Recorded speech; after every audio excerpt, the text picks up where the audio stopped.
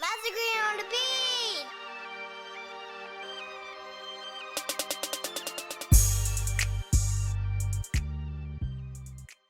What's good, everyone? Welcome to another episode of the Winlife podcast, where we focus on financial as well as personal growth, not to mention a little creative expression. So, we've been hitting you with some hard interviews. We got season 2 unraveling now, and I had to just continue the wave here. And we brought in a very special guest today, a colleague of mine and someone I've been watching on the trader floor, on the market, in the chat rooms, on the socials. And I just wanted to bring him to y'all and kind of pick his brain like we like to do and take those insights and apply it to our everyday lives, what we got going on, and help us in our own growth, our own leveling up. So I want to welcome Jonathan Kelly to the show. Hey, what's up, man? Thank you for having me. Welcome, bro. I appreciate you taking the time to do this. How you doing today? I'm doing great. Doing good, man. Glad to be here. So, I just want to kind of ask you about your journey a bit, ask you, where you've been and how it's led to where you are and kind of where you're going. And really the theme of the show is just winning at life, everyone pursuing their goals and their ideal of what is success. So we really break that down. And let's go ahead and jump right in. I want to go ahead and give you your introduction. I think all of us deserve our proper introduction. So, Jonathan Kelly is a trader, entrepreneur, and real estate investor. He resides in Tallahassee, Florida. Mr. Kelly attended Florida A&M University, graduating with honors with a degree in broadcast journalism. Jonathan was a student athlete, excelling at basketball. He played professionally in multiple leagues. In recent times, Jonathan has introduced his Profit Moguls company, where he coaches and trains traders, preparing them for the market. The Winlife podcast welcomes Jonathan Kelly to the show. Hey, appreciate it, man. So, you got a lot going on that tagline. And I've noticed this is with a lot of us, it's hard to narrow down what we do and box it in. So I guess I just want to start with, we know you from Tallahassee and we know you went to Florida A&M and you were hooping, but you were also focused on your business. Where did it all start? Like, what was growing up like and everything? So I mean, growing up, man, it was all about just sports for me, like big into basketball, being super competitive. But as I got to college, I started to realize like, hey, basketball is cool. I love it. It's my passion. But, maybe this isn't the only thing that I can do forever. I'm going to have to do something else. And after basketball, when I transitioned from really being an athlete, focusing on sports, it was like, I got to do something else, so bounced around different as far as like figuring out what I wanted to do. I went from sales with Enterprise, then went into Verizon. Then after Verizon, during that time as I was leaving Verizon, I was introduced to trading and Forex. And that's really where things took off, where I really got an awakening and an introduction to financial literacy, right? Like 2017, it all kind of clicked. Where I'm like, man, like I've been lost all this time. Nobody told me about this. Why didn't I know about this? So just being introduced to the investor life.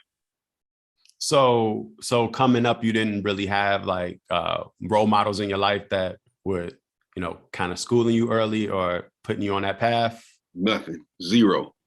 Didn't know anything. Didn't hear about it. Didn't know about trading, life insurance, investing. Didn't know about real estate. When I say nothing. Like nothing. I didn't know anybody. So I know for me, it was the same way. I didn't know anything about money.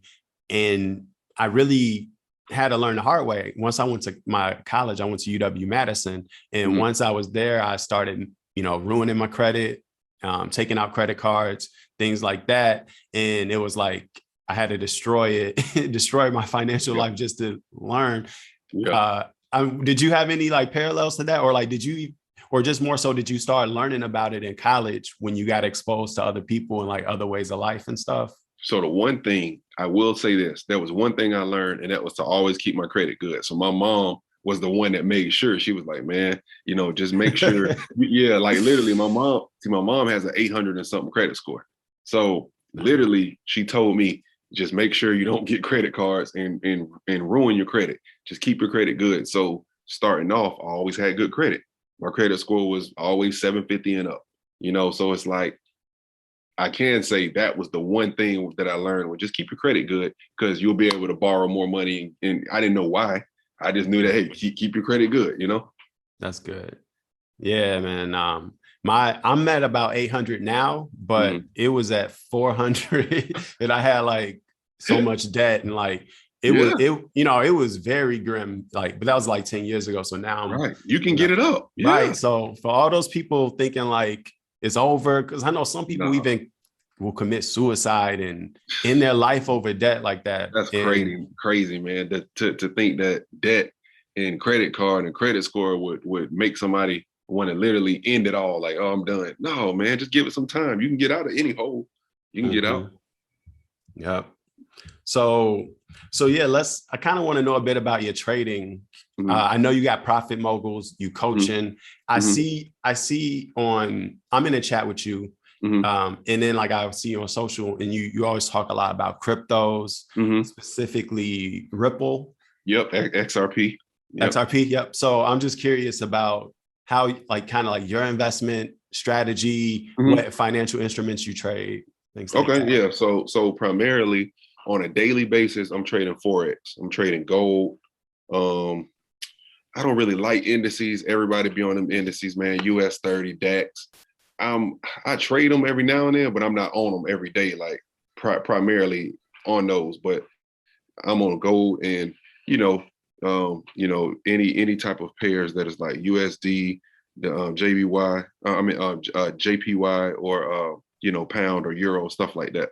I'm trading those. As far as crypto goes, man, I don't really like trading cryptos, too volatile. I normally buy low and then just hold it.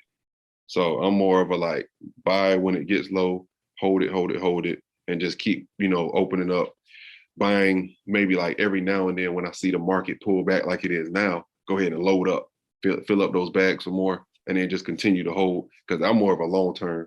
I don't want to get rich quick. I want to stay wealthy long time, Yeah, actually, I have the same methods. I trade Forex, not gold as much, just because it can be a bit volatile. But my favorites are CAD pairs, and I love JPY pairs because I know how they move. They agree with me.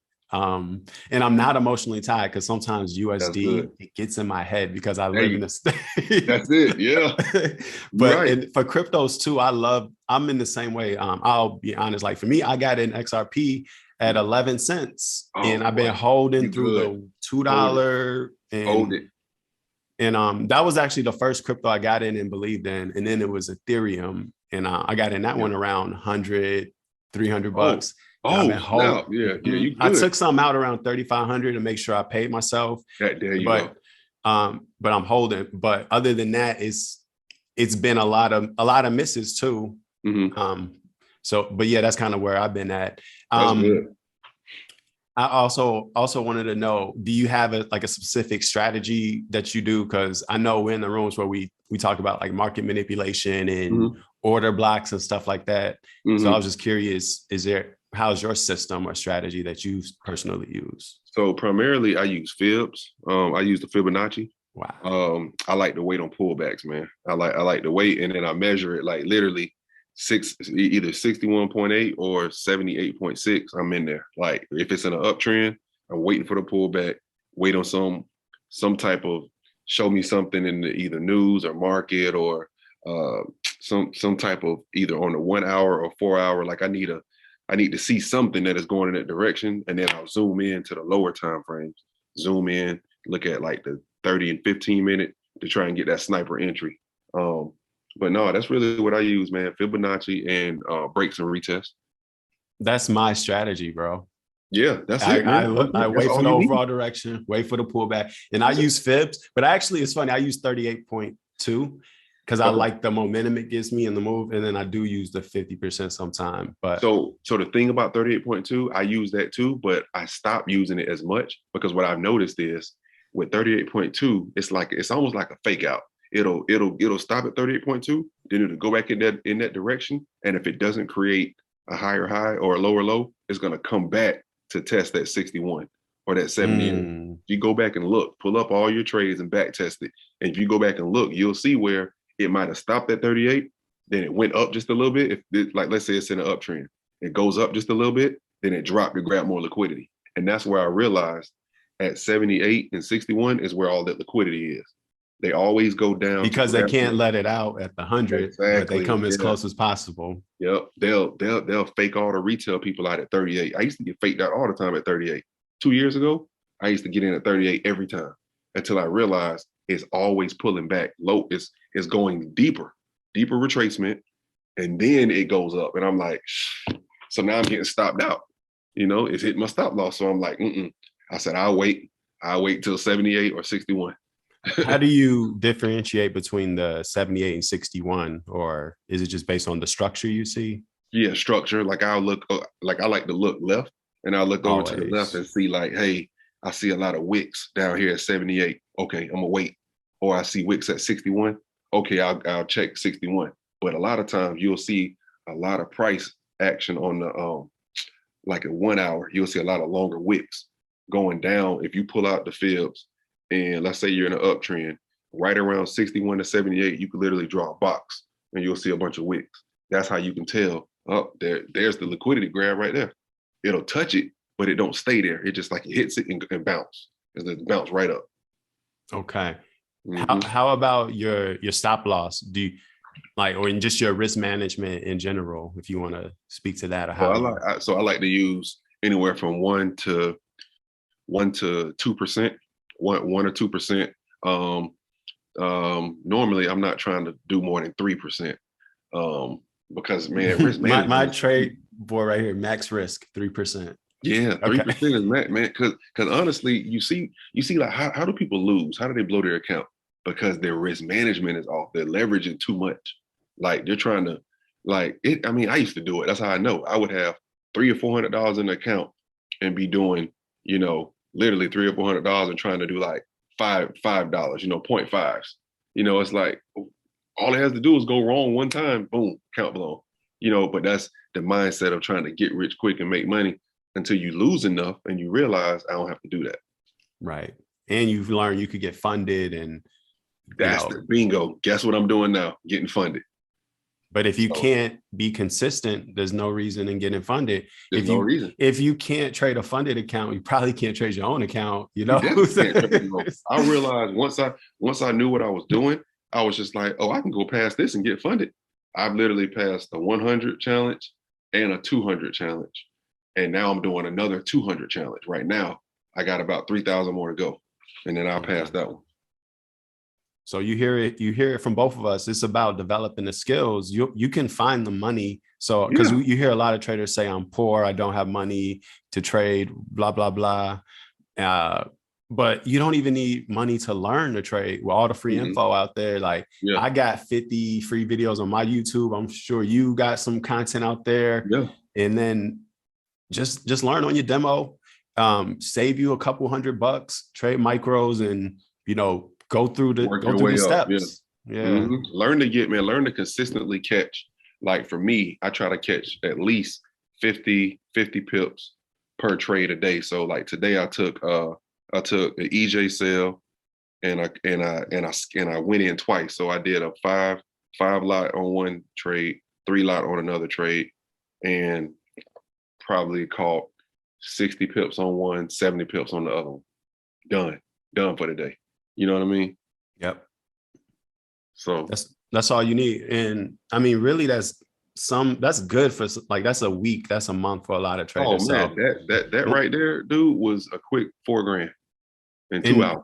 And when you realize what the market is doing, what the structure is doing, it gets easier. And because people will be like, how do you get 60, 70 pips?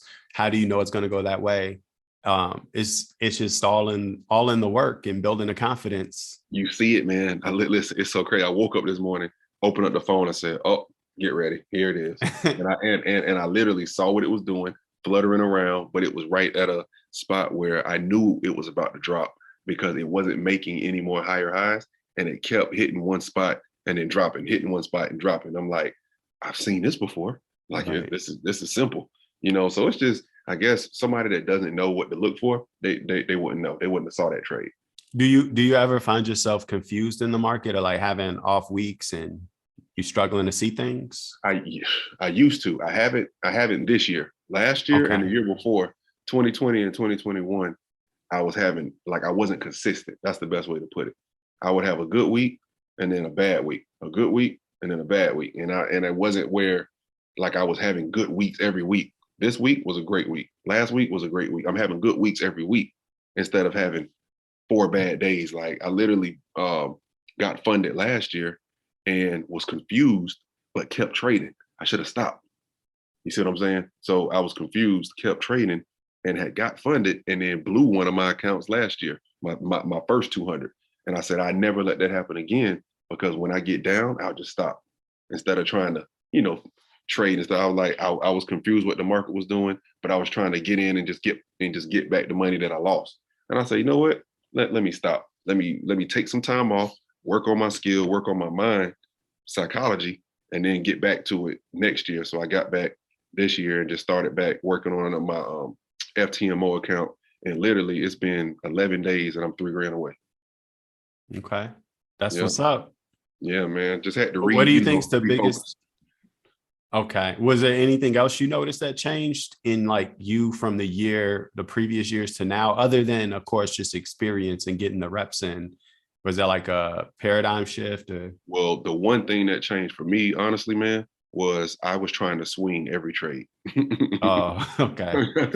Like, I would be like, oh, I'm catching this sale. All right, I'm gonna catch it and I'm gonna hold it for 2 weeks or 1 week, whatever. It was the wrong thing to do because the environment wasn't the right time. You see what I'm saying? Like, the more that I learn now, I'm like, there's time to swing and there's time to get in and get out. And now what I've done, the only thing I've changed is I've been trading from anytime between 7 and 12 during the London and Eastern? New York. Yeah, Eastern, Okay. Eastern time. And now I just close out. When I'm in profit, I take 1% per day. That 1% is anywhere from 2 to 3 grand. I mean, that's not Do, bad if every day. do you ever leave any like runners or trail or anything like that with your position? I haven't yet. I've just been taking that profit, man, because I'm trying to get this challenge over with. You know what I mean? Okay. And honestly, I'm not trying to take any chances and mess up this close. So it's like, if I'm this close to it, last week I was like 209, 211. This week, yesterday and today, I'm on a roll. It's like, man, let me go ahead and finish this thing this week, knock it out, be done with it, take my verification, make them people fund me, and then really get to the, get doing the same thing that got me there, but just taking my time. Because I think what happened was I was trying to rush it before, and when you try to rush it, you make mistakes. Right. You get sloppy. Try to skip steps. Yep, And it that's all it always is, bites man. you in the ass. Like, Yep. it don't work like that. The universe No, don't work like that. So you could try to cheat the process. It just is going to humble us and set us it's back. gonna make it harder for you. Yeah. Right. Just like with basketball, if you're not hitting your three, you got to come in, do a layup, work your way back out, and just Mhm. in no time you will be hitting it. But you don't go to It's half like, I look court. at it like getting in a rhythm. You got to get into a rhythm, and Right. it's the same way, like you said, like basketball. You got to get into a rhythm. Trading, you got to get into a rhythm, but you got to find out what that rhythm is. You got to know what's your sweet spot, what's your rhythm, what pairs do you like, what time of day do you like. Like, I won't trade certain times of the day, just won't do it. If it's not during the London and New York session, I don't need to trade. It's okay. The money, people don't realize, man, the money is in the waiting. That's where the real money is, in the being out of the market, the waiting. I heard that early on in my journey and I didn't really get it. But, now I get that one here. Nah, man, you get it. New people won't get it. They'll be like, what? What would be your biggest advice for people that want to get in this business and, take on this journey? Educate yourself. Learn yourself. Learn who you are as a person. Learn your train your mind and your emotions. That's the biggest thing I would have to say. Skill set ain't even the hard part, to be honest with you. Skill, learning how to trade is actually simple. It's very simple. It's not easy, but understanding who you are and how you react and respond to adversity or being down and looking at, oh man, I'm losing money. What do I do? Right? Or, oh man, I'm up. What do I do? It's an emotional thing that is really the hard part about becoming a trader. Like with FTMO, only 8% of people actually get funded and finish the challenge. Because like when you think of a business, the way that they have it, it's like, how can they make money? Well, they make plenty of money because 92% of people fail. So when you look at the stats, the majority of people actually lose and aren't profitable and aren't successful. And it's not because they don't know what they're doing. It's the mindset, it's the psychology. Like I see it a lot of times with people being greedy, right? They get, let's say they make a good trade and they make money and they make profit. Well, what happens is, and I've done it, you go back in for more. That's when you lose it. That's when you give it right back. And if you do that too many times, you can never make money. But yeah, I don't want to hold you up too long today. So let me ask you this, is there anything you need to kind of just plug, shout out, let us know that you got going on or just things you're like, you got a vision on, you want to put out there, anything? Yeah, if anybody wants to tap in with me or hit me up, man, follow me on IG at live _2 and create. That's LIVE _2 and create. And also at the Profit Moguls, PROFIT Profit Moguls on Instagram. Man, just want to, if I can help people and educate them and just really connect with them and give them something, maybe something different that maybe they might not have known or seen before. That's really what I want to try and do and help people, man, and teach them if I can. That's what's up.